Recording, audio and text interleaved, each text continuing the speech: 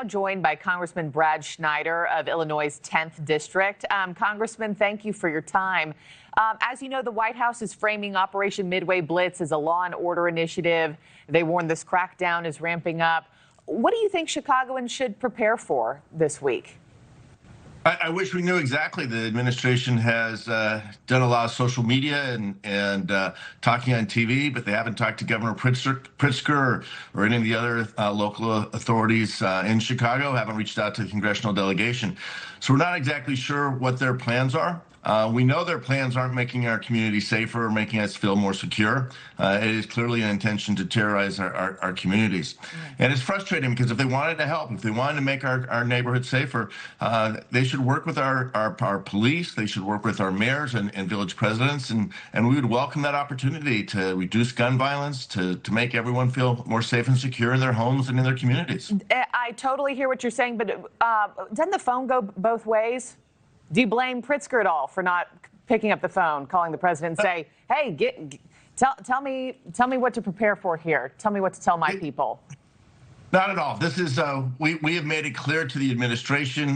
This administration has been in office since January. They've made no effort to engage with people who they don't see as not just their allies, but sycophants giving a yes to everything this administration says.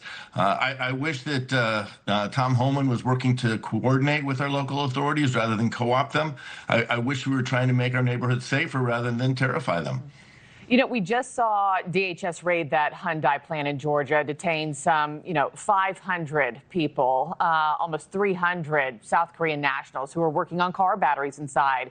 What's your message to Chicago businesses or plants who have people who are working for them illegally right now?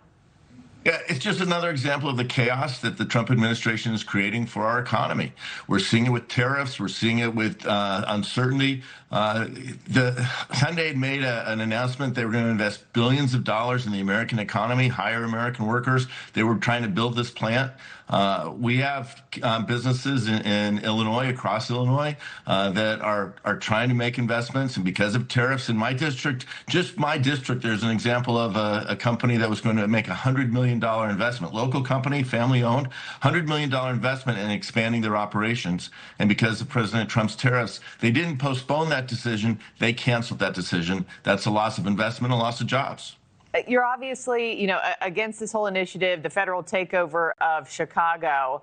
I'm just curious, what have you done legislatively to combat this, or historically to protect illegal migrants in your state before Illinois was even in Trump's crosshairs? Yeah, since I've come to Congress, we need to fix our immigration system, and that's both fixing our laws and making sure our borders are secure. There's no question about that, and we should be doing it in a bipartisan way, working with the administration. That's what I've been doing since I came to Congress. I have the privilege of chairing the new Democrat coalition, 115. After tonight's election will be 116 moderate Democrats who are working to get things done for the American people. Last week, we introduced our immigration framework, where we talk about addressing the needs of our communities. We need to bring workers into this country who want to help grow our economy and make us strong. We need to make sure that our borders are safe and secure, that we know who's coming in, and we're keeping out those who want to do us harm. That's something that legislatively we can do together, but it's going to require investments and it's going to require cooperation with the states. And that's what the administration should be doing. That's what we're calling for.